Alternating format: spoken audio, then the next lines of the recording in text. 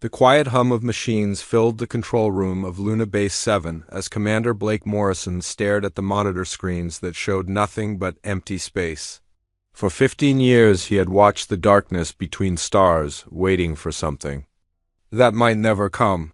Tonight felt different, though, like the universe was holding its breath. Dr. Elena Vasquez worked at her station nearby, her fingers dancing across holographic displays as she analyzed radio signals from distant galaxies. She was the best xenolinguist Earth had ever produced, able to decode alien languages that most humans could not even imagine. Her dark hair was pulled back in a messy bun, and coffee stains marked her white lab coat from another long night of work. The first beep came at exactly 2,347 hours. Blake turned toward the sound, expecting another false alarm from a pulsar or dying star. Instead, he saw Elena's face go pale as she stared at her readings. "Blake, you need to see this," she whispered, her voice barely audible above the machine. "Noise. This is not natural. Someone is trying to talk to us." Blake moved quickly to her station, his military training kicking in as he recognized the urgency in her tone. The screen showed wave patterns unlike anything he had seen before. Too organized to be random, too complex to be simple physics. "Where is it coming from?" he asked, already reaching for the emergency communication device that would connect him directly to Earth Defense Command. "Kepler 442 system," Elena replied, her fingers working frantically to clean up the signal. "About 1,200 light-years away." "But Blake, this transmission is not new.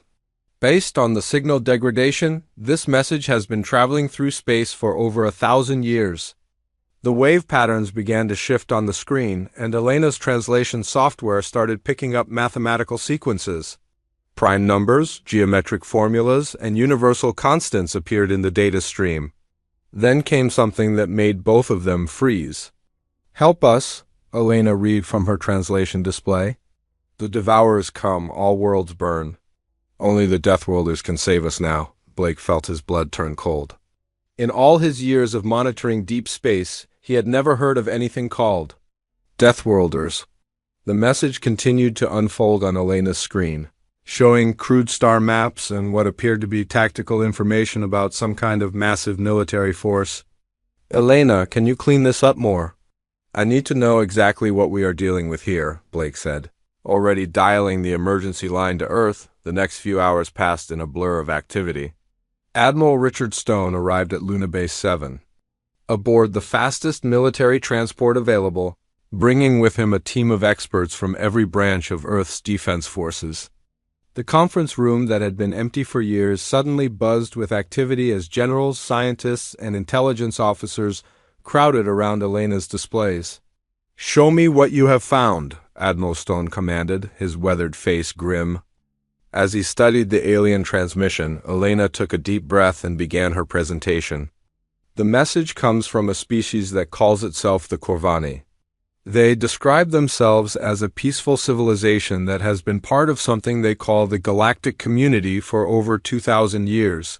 3 months ago, their outer colonies were attacked by something they call the Devourers." The main screen filled with translated text and images that the Corvani had somehow encoded into their distress signal. The pictures showed beautiful cities on peaceful worlds, then the same locations reduced to barren rock. Entire planets stripped of all life, leaving behind only dead stone floating in space. "The Devourers consume everything," Elena continued. "Plants, animals, entire ecosystems. They take all organic matter and leave nothing behind. According to this message, they have already destroyed 12 inhabited worlds in the Corvani system." General Marcus Webb, Earth's supreme military commander, leaned forward in his chair. "What does this have to do with us?" "These aliens are over 1,000 light-years away." Elena's face grew even more serious. "Because the Devourers are not stopping with the Corvani. The message includes star charts showing their expansion pattern. They are moving in this direction, consuming everything in their path. At their current speed, they will reach inhabited systems in this sector within 6 months." The room fell silent as the implications sank in. Admiral Stone was the first to speak. "What did they mean by Deathworlders?" Why are they calling for us specifically? That is the most interesting part, Elena replied, pulling up another section of the transmission. The galactic community has been aware of Earth for centuries. They have been watching us, studying us, and apparently they are terrified of us. She displayed translated text that described human history from an alien perspective. Wars that lasted for decades, survival in environments that would kill most other species, and a refusal to surrender even when facing impossible odds. The aliens described Earth as a death world, a planet so harsh and dangerous that only the most fearsome creatures could survive there. They think we are monsters, Elena said quietly. But right now, they need monsters to fight something even worse. The transmission continued with more details about the Devourers. They were described as a hive-minded species that had been consuming worlds for thousands of years, growing stronger with each planet they devoured. No military force had ever been able to stop them. Entire civilizations had been wiped out trying to fight them. The Corvani are not warriors, Elena explained. None of the species in the galactic community are. They have lived in peace for so long that they have forgotten how to fight. They have weapons, but they do not know how to use them effectively. They surrender too easily, run too quickly, and care too much about minimizing casualties. Blake understood immediately. But humans do not have that problem. Exactly, Elena nodded. The message describes humans as beings who get stronger when threatened, who fight harder when cornered, and who will sacrifice everything to protect others. They are calling us Deathworlders because we come from a world that tried to kill us every day, and instead of dying, we learned to kill it back. Admiral Stone stood up, his mind already working through the implications. How much time do we have before they reach Earth? If their expansion pattern continues at the same rate, approximately 18 months, Elena replied. But there are dozens of inhabited systems between here and there. Billions of lives that will be lost if we do nothing. The room erupted in discussion as military officers debated response strategies and scientists analyzed the alien data. Through it all, Blake found himself thinking about the desperation in that 1,000-year-old message. Some alien scientists had spent their final moments encoding a plea for help, sending it into the darkness in the hope that someone would hear and respond. As the meeting continued late into the night, more details emerged from the transmission. The Devourers had ships the size of cities, weapons that could crack planets, and a complete lack of interest in negotiation or surrender. They were not evil in any way humans could understand. They simply saw organic life as food. There's one more thing, Elena said as the discussion began to wind down. The transmission is not complete. There are still parts of it coming in, but the signal is getting weaker. The Corvani homeworld may have already fallen. Admiral Stone nodded grimly. Then we may be the only ones left who can stop this. How long will it take to mobilize our forces? Full mobilization will take weeks, General Webb replied. But we can have advanced scouts moving within hours if necessary. The meeting broke up as officers rushed to their various commands, beginning the process of preparing Earth for its first interstellar war. Blake remained in the control room with Elena, watching as the alien message continued to trickle in from across the galaxy. Do you think we can actually stop them? Elena asked quietly. Blake looked at the star charts showing the Devourer's path of destruction, then at the descriptions of human warfare that had so impressed the alien observers. I think we are about to find out what it really means to be called a Deathworlder. The transmission suddenly spiked with activity, and new text appeared on Elena's screen. The message was fragmenting, breaking up as whatever was sending it finally died, but the last few words came through clearly. The Deathworlders are our only hope. Please, if you can hear this, help us. Help us all. Then the signal went silent, leaving only the empty hum of machines and the weight of an entire galaxy's desperate plea for salvation. The morning sun rose over Earth's capital as emergency sirens wailed across every major city on the planet.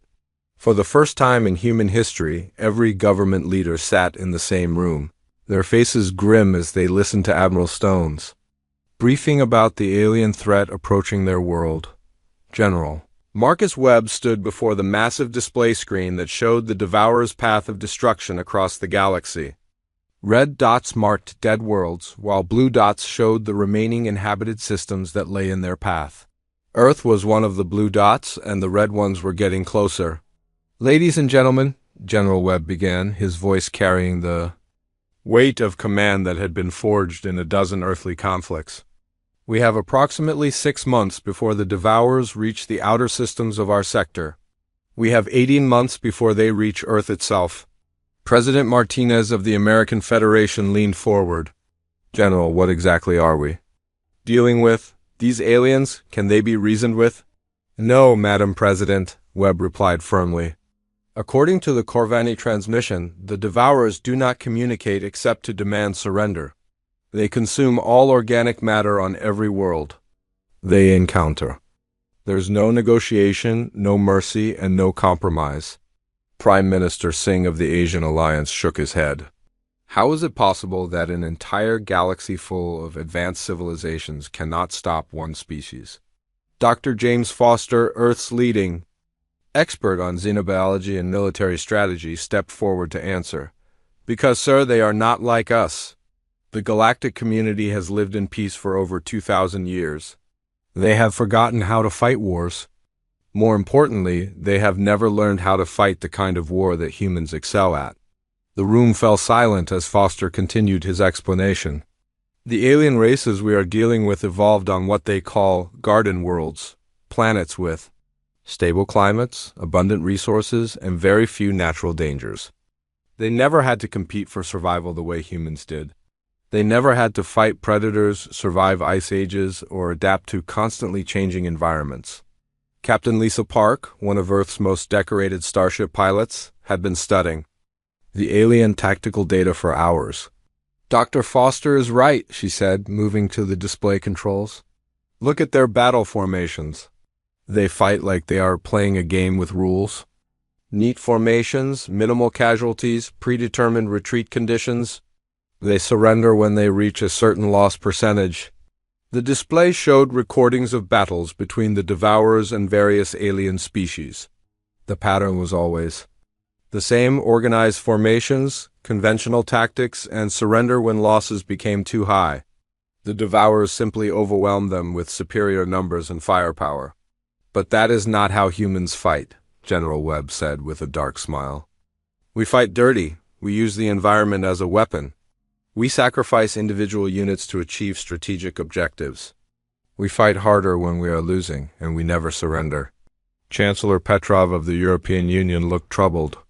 "Are you suggesting we are naturally more violent than other species?" "Not more violent," Dr. Foster corrected. "More adaptable. More creative. More willing to accept casualties in pursuit of victory. The Corvani message describes humans as Deathworlders because we come from a planet that has been trying to kill us for millions of years. Every day of human existence has been a battle for survival." The truth of this statement began to sink in as Foster continued. "We evolved alongside saber-toothed cats, survived ice ages, lived through plagues that killed half our population, and thrived in environments that would kill most alien species within hours. We are not monsters, we are survivors." General Webb activated another display showing Earth's current military capabilities. "We have been preparing for interstellar warfare for decades, even before we knew there was anyone out there to fight. Our weapons are designed to function in any environment. Our soldiers are trained to adapt to any situation. And our entire military philosophy is based on the assumption that we will be outnumbered and outgunned." The mobilization had already begun. Across the planet, military bases buzzed with activity as soldiers, sailors, and pilots prepared for humanity's first war among the stars. Factory workers began converting civilian manufacturing plants to produce weapons and spacecraft. Scientists worked around the clock to adapt existing technology for space combat. Park had been given command of the first reconnaissance mission to the edge of human space. Her ship, the UES Ranger, was humanity's most advanced scout vessel, designed to operate independently in hostile territory for months at a time.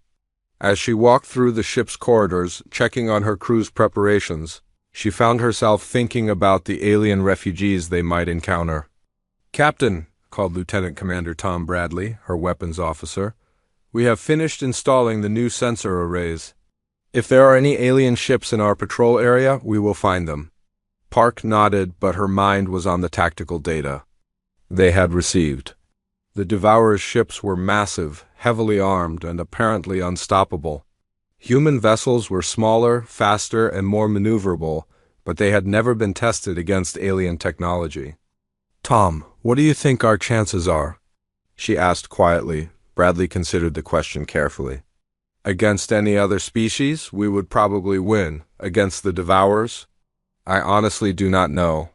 But I know one thing: they have never fought humans before. They have no idea what we are capable of." Back on Earth, the mobilization continued with frightening efficiency.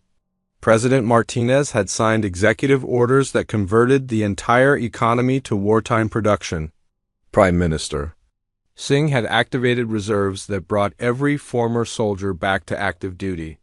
Chancellor Petrov had opened military academies to train civilians in basic combat skills, but the most important work was being done by scientists like Dr. Foster, who were studying every piece of alien technology they could find.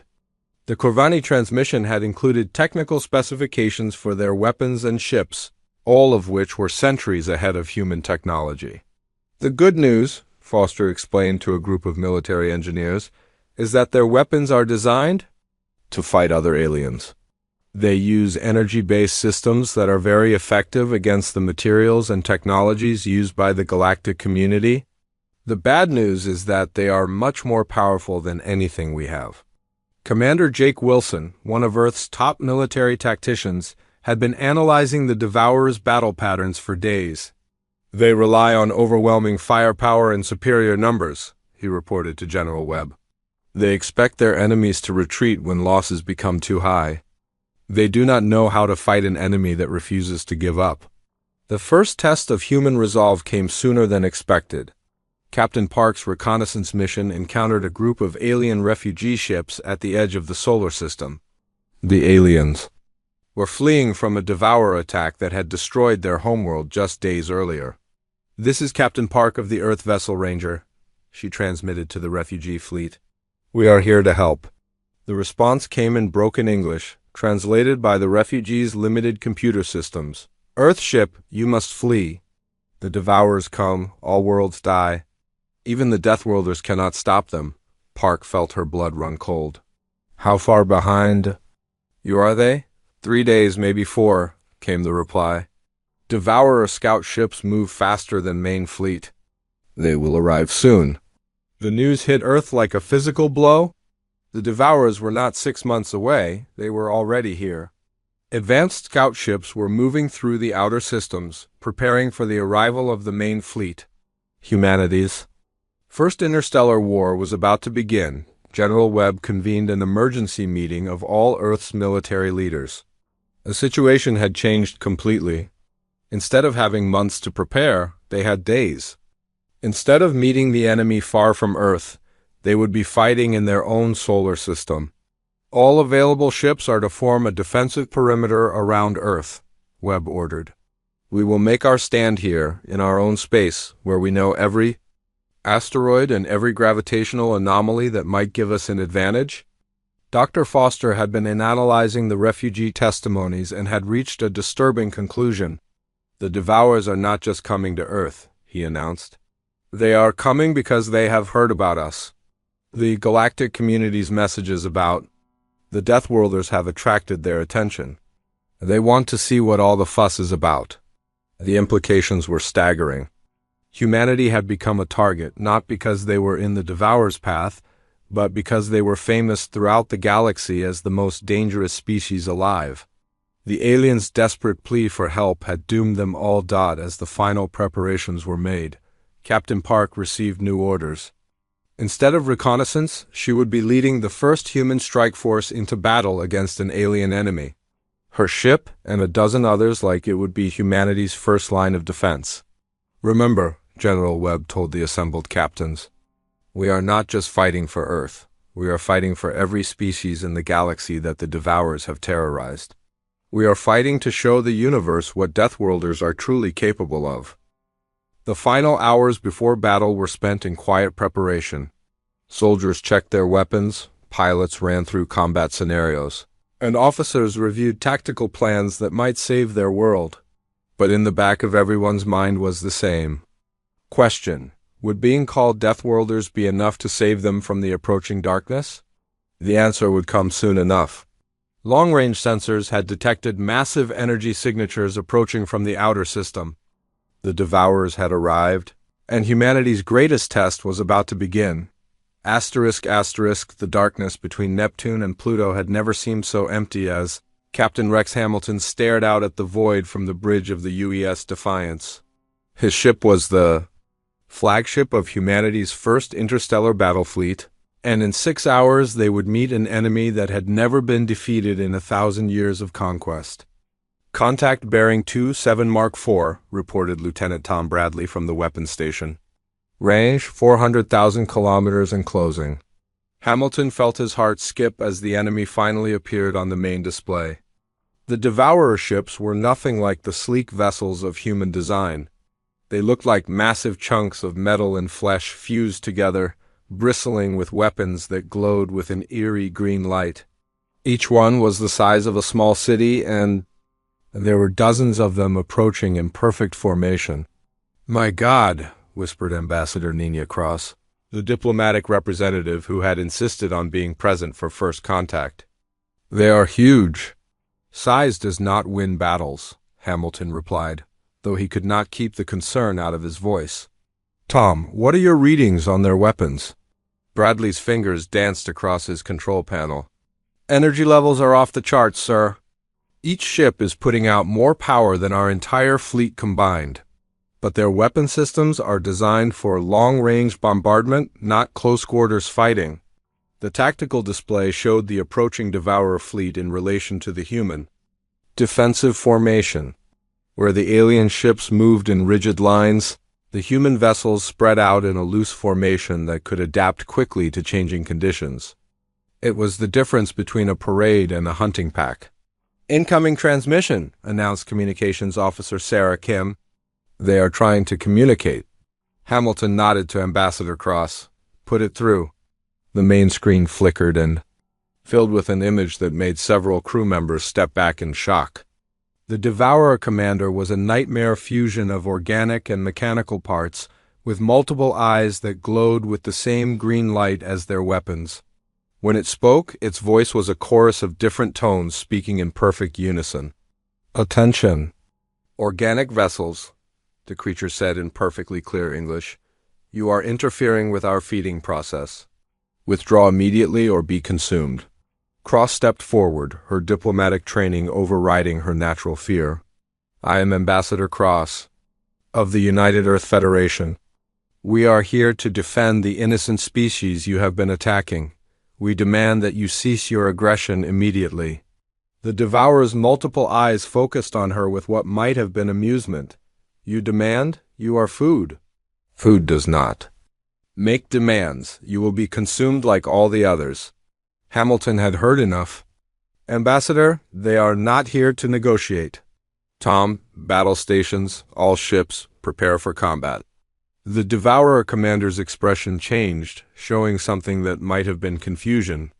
"You choose to fight?" The Corvani ran. The Yalthari surrendered, but Novak begged for mercy. "Why do you not flee?" "Because," Hamilton said, his voice hard as steel, "we are humans. We do not run from bullies." The alien's eyes narrowed. "Humans?" "Yes, we have heard of your species. The galactic community speaks of you in whispers. They call you Deathworlders and claim you are dangerous. We have come to see if this is true." Cross felt her blood run cold. "You came here because of our reputation?" "We consume all organic life," the Devourer replied, "but we are curious about a species that other organics fear." "You will be an interesting meal." The transmission cut off, and immediately the alien ships began to accelerate toward the human fleet. Their weapons started charging, filling space with a green glow that made the darkness seem even more threatening. All ships evasive maneuvers, Hamilton ordered. Do not let them lock onto you. Use the asteroid field to break up their formations. The human ships scattered like startled birds, using their superior speed and maneuverability to avoid the massive energy beams that the Devourers fired at them. The alien weapons were incredibly powerful, but they were designed to fight enemies that moved in predictable patterns. Tom, target their lead ship, Hamilton commanded. All weapons full power. The Defiance's missiles and energy cannons opened fire, joined by the other human ships in a coordinated attack. The weapons struck the Devourer ship's hull, creating explosions that lit up the darkness. But when the light faded, the alien vessel was still there, apparently undamaged. Our weapons are not penetrating their armor, Bradley reported. Their hull is some kind of organic metal hybrid.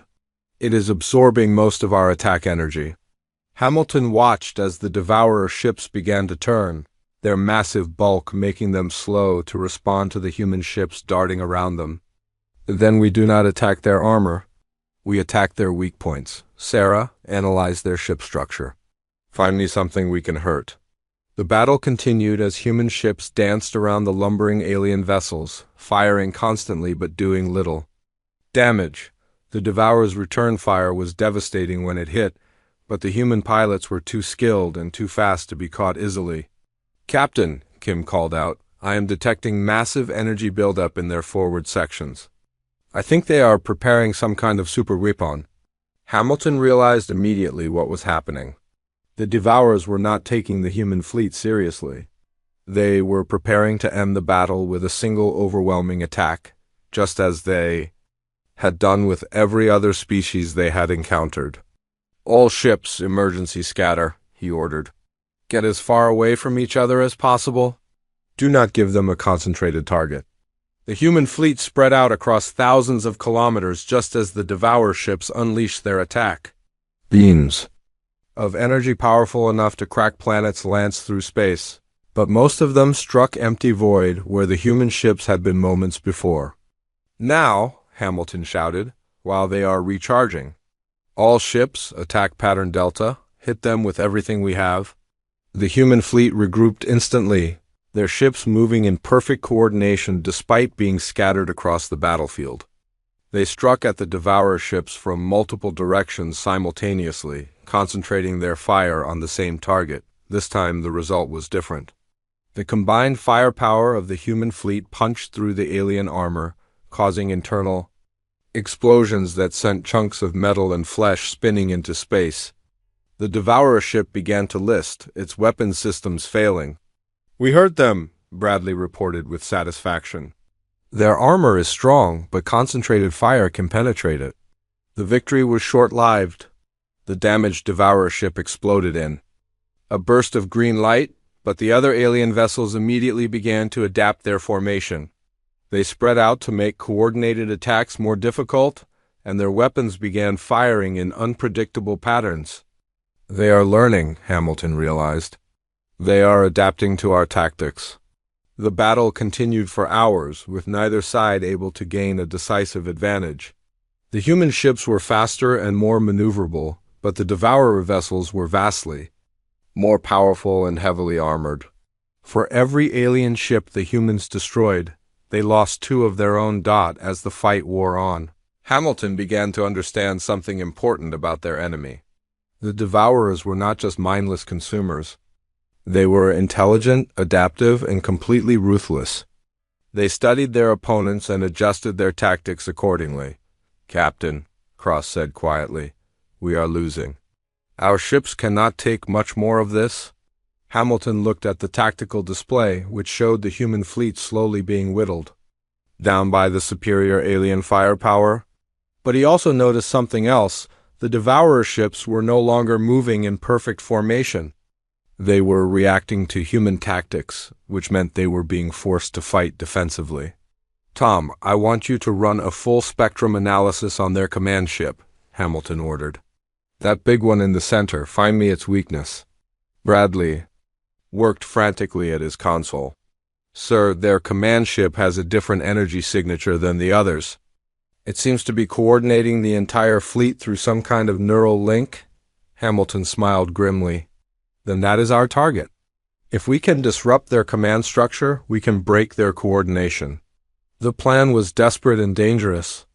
The human fleet would have to fight through the entire Devourer formation to reach the command ship, and they would probably lose most of their vessels in the process.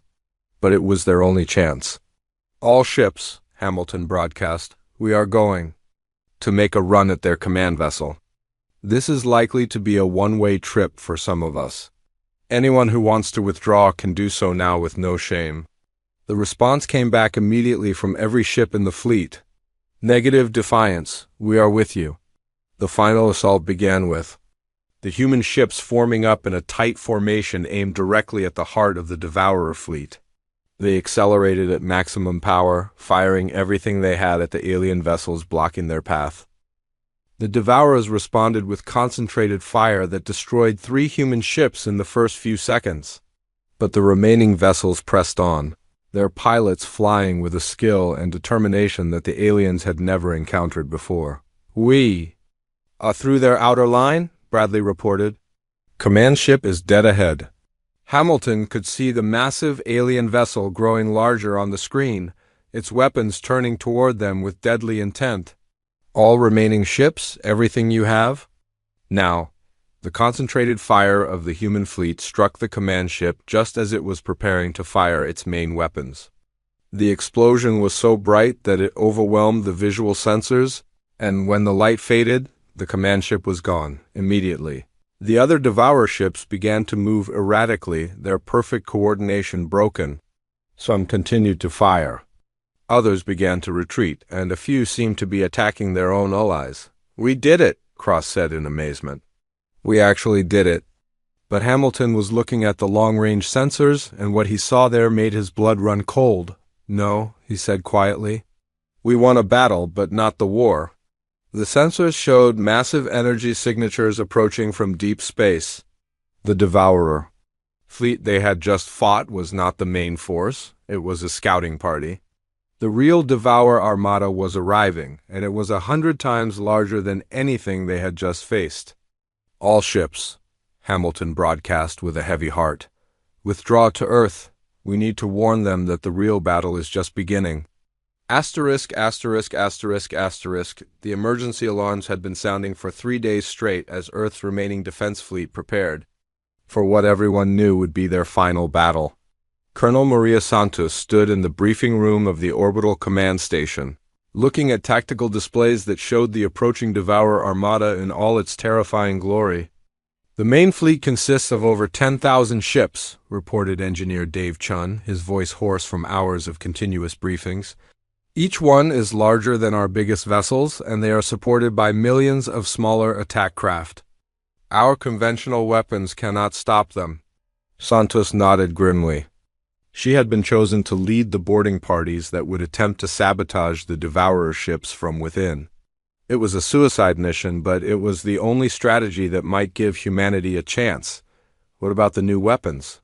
asked Dr. Ruth Klein, the physicist who had been working around the clock to develop alternative approaches to fighting the aliens. Chun activated another display, showing the modifications they had made to Earth's industrial equipment. "We have converted mining lasers into ship-killer weapons, turned cargo haulers into kamikaze drones, and created electromagnetic pulse devices from power plant generators.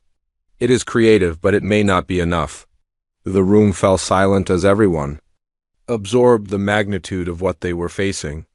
The Devourer armada was not just a military force, it was a consuming wave of destruction that had devoured entire civilizations. Against such odds, traditional tactics seemed meaningless.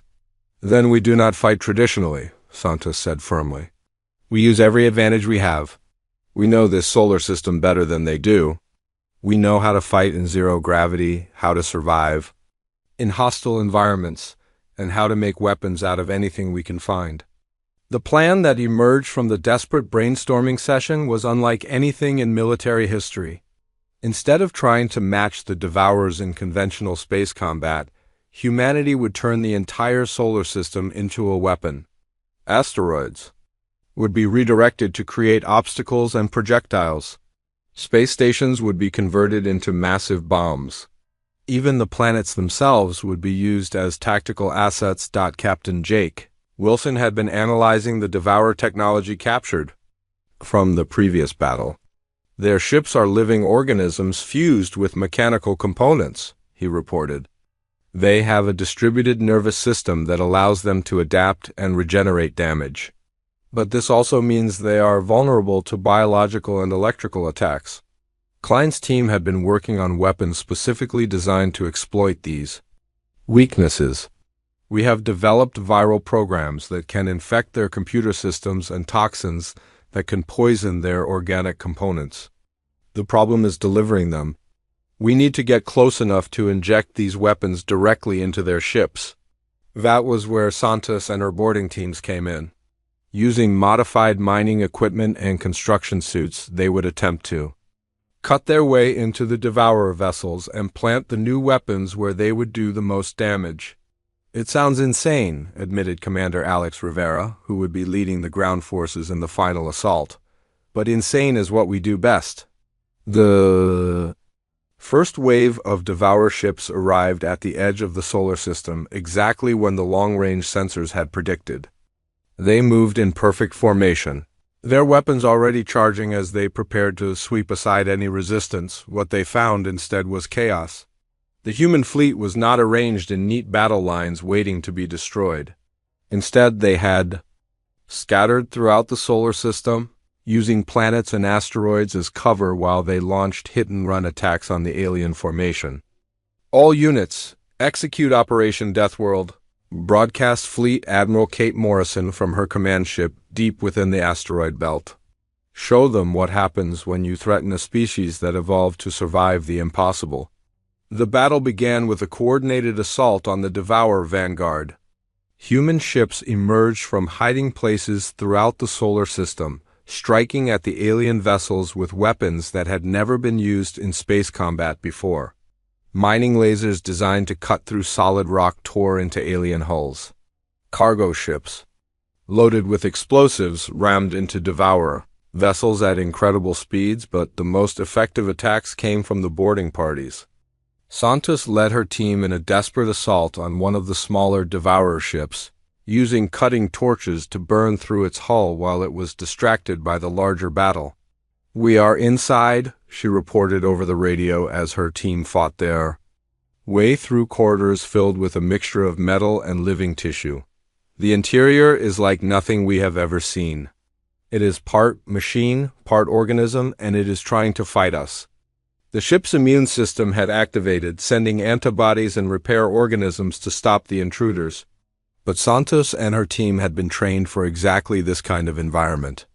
They fought their way to the ship's central nervous system and planted Klein's viral weapons directly into the alien's brain. The result was immediate and devastating. The Devourer ship began to convulse, its weapons firing randomly as its nervous system was overloaded by the human-designed virus. Within minutes, it had destroyed 2 of its own allies and was drifting helplessly through space. "It worked," Santos reported with fierce satisfaction. "The virus is spreading through their neural networks. They're losing control of their own ships, but the victory was costly." Santos's team had suffered heavy casualties, and the Devourer fleet was adapting to the new threat. The alien ships began to isolate their infected vessels, cutting off the neural links that allowed the virus to spread. "They are learning again," Morrison observed from her command post. "We need to change tactics before they develop immunity to our weapons." The next phase of the battle saw human forces using increasingly desperate measures. Chun's converted mining equipment was deployed in coordinated attacks that targeted the Devourer's power systems. Cargo ships filled with industrial chemicals were crashed into alien vessels, creating toxic clouds that poisoned their organic components. Rivera's ground forces, meanwhile, had been deployed to defend the space stations and orbital platforms that the Devourers were trying to capture. "They are not just trying to destroy us," he reported during a brief lull in the fighting. "They are trying to consume us." Their boarding parties are harvesting human tissue and technology. The realization that the Devourers were studying human Biology and tactics, even as they fought them, added a new dimension of horror to the battle. These aliens were not just conquerors, they were collectors, adding the knowledge and capabilities of their victims to their own arsenal. Then we make sure they do not learn anything useful, Morrison decided. All stations implement Protocol Scorched Earth. If we cannot hold a position, we destroy it completely. The order sent shockwaves through the human fleet. Protocol Scorched Earth meant abandoning any attempt to preserve human facilities or technology. Instead, everything would be destroyed rather than allow it to fall into alien hands. The results were spectacular and terrifying. Human space stations exploded in massive fireballs that took nearby devourer ships with them. Orbital platforms were turned into guided missiles that crashed into alien vessels. Even civilian ships were converted into weapons, their crews evacuated. Just moments before they were sent on kamikaze runs into the enemy formation, but the devourers kept coming. For every ship they lost, 10 more appeared to take its place. Their weapons were adapting to human tactics. Their armor was becoming resistant to human weapons, and their numbers seemed infinite. "Admiral," reported Captain Wilson from his position. "Near Mars, long-range sensors are detecting another wave of devourer ships approaching. This one is even larger than the first." Morrison felt her heart sink. They had thrown everything they had at the aliens, used every dirty trick and desperate gambit they could think of, and it was still not enough. The devourers were simply too numerous and too powerful. "All ships, fall back to Earth," she ordered. "We make our final stand there." As the human fleet retreated toward their homeworld, the Devourer Armada continued its relentless advance. But something had changed in the alien formation. Their ships were no longer moving in perfect synchronization. The boarding attacks, viral weapons, and suicide runs had disrupted their coordination and forced them to fight defensively. Klein analyzed the data from the battle and made a startling discovery. "Admiral, the Devourers are not just adapting to our tactics. They are being forced to expend enormous resources to counter our attacks. Their hive mind is being strained by the need to process all the chaos we are creating." Morrison realized what Klein was suggesting. "You mean we are not just fighting them, we are overwhelming their ability to think clearly?" "Exactly," Klein confirmed. "Their hive mind is designed to coordinate simple conquest against predictable enemies. We are forcing them to deal with thousands of different threats simultaneously, and it is causing system overload." The knowledge gave Morrison an idea that was either brilliant or completely insane. What if we could overload their hive mind completely? Force it to shut down under the weight of too much information? Rivera understood immediately. We would need to create so much chaos that their collective consciousness could not process it all. Every ship, every weapon, every soldier would need to be doing something different and unpredictable. The plan that emerged was humanity's most desperate gambit yet. Instead of trying to fight the Devourers conventionally, they would create a battle so chaotic and unpredictable that the alien hive mind would collapse under the strain of trying to coordinate a response. "All ships, all stations, all personnel," Morrison broadcast to the entire human fleet. "Forget everything you know about military tactics. I want you to be creative, unpredictable, and completely insane. Make the Devourers think about so many different threats that they cannot think about any of them clearly." The response was immediate and overwhelming. Human ships began attacking in patterns that made no tactical sense. Weapons were used in ways they had never been designed for. Soldiers created improvised weapons from spare parts and debris. Even civilian volunteers joined the battle, using commercial vehicles and construction equipment as weapons. The effect on the Devourer fleet was immediate and visible. Their perfect formations began to break down as their hive mind struggled to process the incredible variety of threats it was facing. Ships began to fire on their own allies. Coordination broke down. For the first time in their 1,000-year history of conquest, the Devourers were confused, but the human fleet was being decimated. Every ship that survived the next few hours would be a miracle. The final battle for Earth was about to begin. and humanity would either prove that Deathworlders could overcome impossible odds or die trying.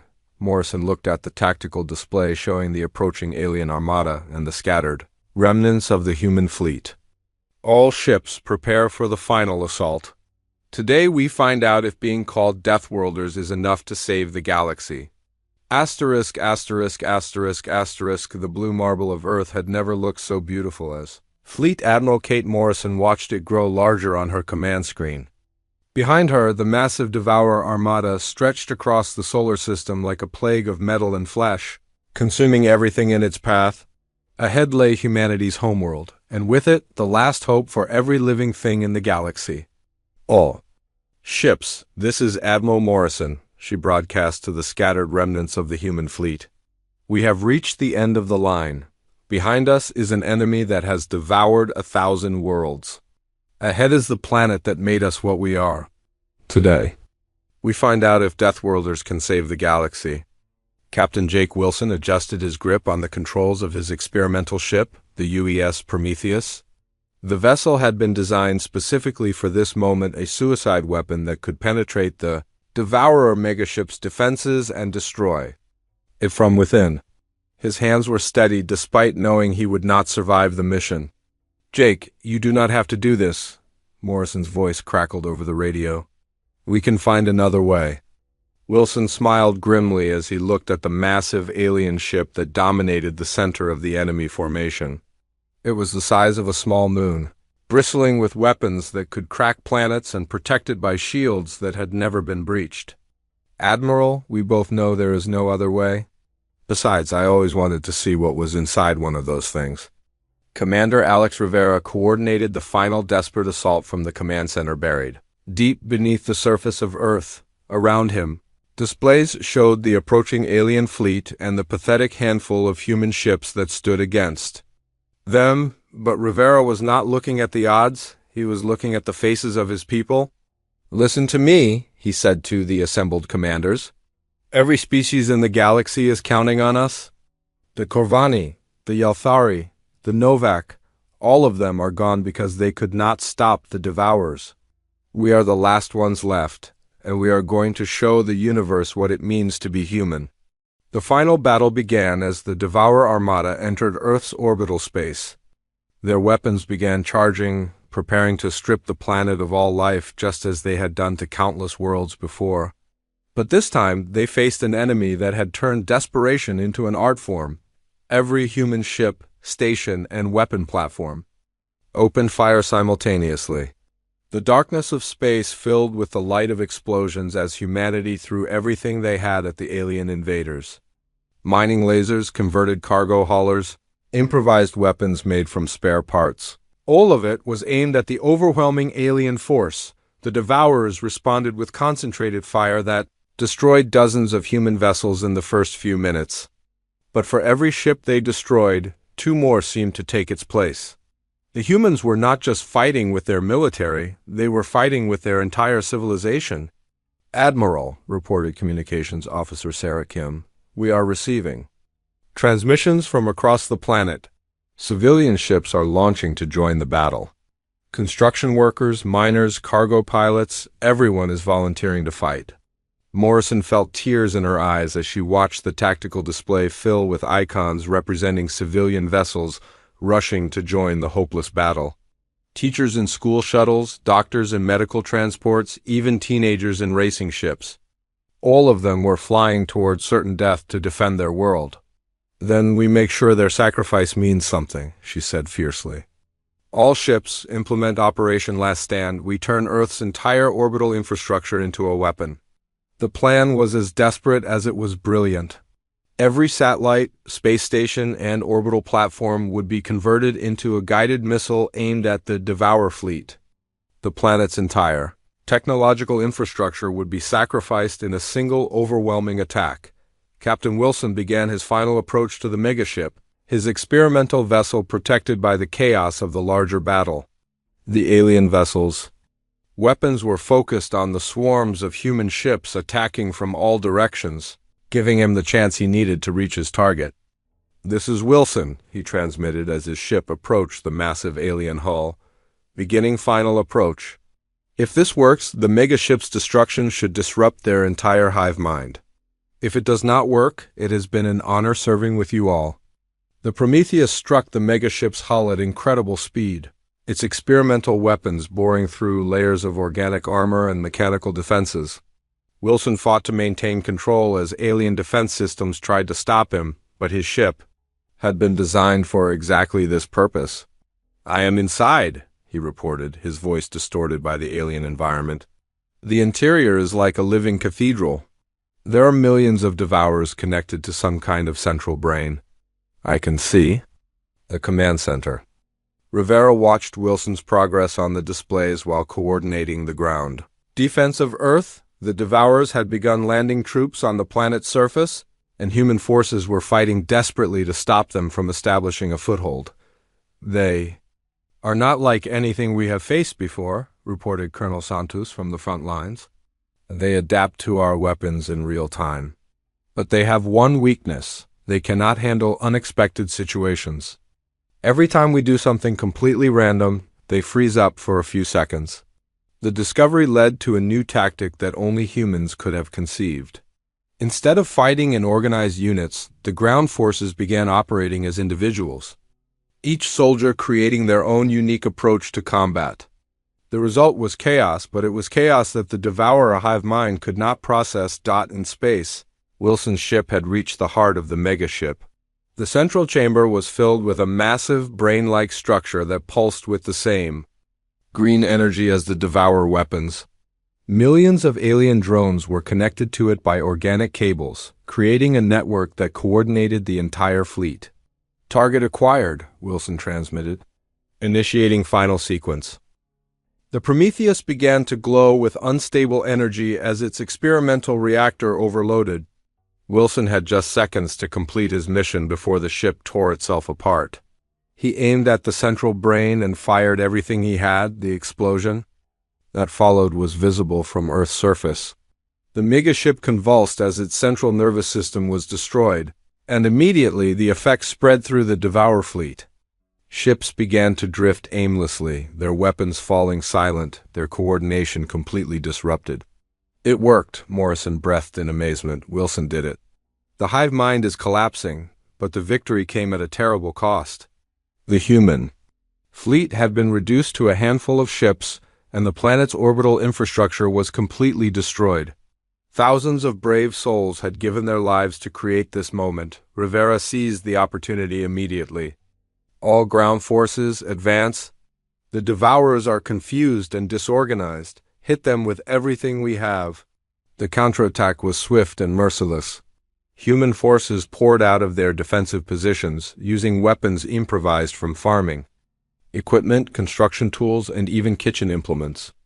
The devourers, cut off from their hive mind, were unable to coordinate a response. Dr. Klein's viral weapons finally had their chance to spread through the alien fleet. Without the central coordination to contain them, the computer viruses jumped from ship to ship, turning the devourer's own technology against them. Alien vessels began to fire on each other, their infected systems unable to distinguish friend from foe. "Admiral," reported Captain Park from one of the few surviving human ships, "the Devourer fleet is breaking up. They are retreating from the system." Morrison allowed herself a moment of hope before reality set in. "How many ships are we tracking?" "Approximately 3,000 vessels are fleeing the system," Park replied. "But Admiral, long-range sensors are showing more Devourer fleets approaching from other sectors." This was just the first wave. The news hit the human survivors like a physical blow. They had won the battle, but the war was far from over. The galaxy contained millions of Devourer ships, and humanity had exhausted almost all of their resources. In this single engagement, Rivera understood the situation immediately. "Then we take the fight to them. We cannot defend against every Devourer fleet in the galaxy, but we can hunt them down one by one." The plan that emerged from the ashes of the battle was ambitious beyond anything humanity had ever attempted. Using captured Devourer technology and the viral weapons that had proven so effective, they would create a fleet capable of striking at the aliens throughout the galaxy. "We are going to do what no other species has ever done," Morrison announced to the assembled survivors. We are going to hunt the Devourers to extinction. Every ship, every world, every trace of their existence will be eliminated. The alien. Refugees who had fled to Earth's solar system watched in amazement as the humans began rebuilding their fleet using a combination of their own technology and captured Devourer equipment. What had taken other species centuries to develop, humans accomplished in months through sheer determination and creative thinking. It is impossible, said one of the Corvani survivors. No species has ever recovered from such losses so quickly. Rivera smiled grimly. You still do not understand what makes us different. We do not just survive impossible situations, we thrive in them. The harder things get, the more dangerous we become. Over the following months, human strike forces began appearing throughout the galaxy, hunting down isolated Devourer fleets and destroying them with the same tactics that had saved Earth. The viral weapons spread through the alien hive mind, turning their greatest strength into their greatest weakness. The galaxy watched in wonder as the species they had called Deathworlders systematically dismantled an enemy that had terrorized civilizations for millennia. What had seemed like humanity's darkest hour had become their greatest triumph. Admiral Morrison stood on the bridge of the new flagship, watching as another Devourer fleet was destroyed by human forces. The ship was a hybrid of human engineering and alien technology, faster and more powerful than anything previously imagined. Admiral, reported her communications officer, we are receiving surrender signals from the last Devourer stronghold. They are requesting terms. Morrison considered the request for a moment, then shook her head. No terms, no surrender. They chose to be predators, and predators do not get to choose when the hunt ends. The final battle took place in the depths of space, far from any inhabited system. The remaining Devourer forces had gathered for one last desperate stand, but they faced an enemy that had been forged in the fires of their own aggression. When the battle ended, the galaxy fell silent. For the first time in 1,000 years, the Devourers were gone. Every ship, every world, every trace of their existence had been eliminated by the species they had come to consume. The surviving civilizations began to rebuild, but they did so with a new understanding of what they owed to the Deathworlders who had saved them all. Earth became the center of a new galactic alliance, one built on the principle that some things were worth fighting for regardless of the cost. Morrison looked out at the stars and smiled. Humanity had proven that being called Deathworlders was not just a title, it was a promise. When the galaxy needed someone to stand against the darkness, they could count on the species that had learned to thrive in the face of impossible odds.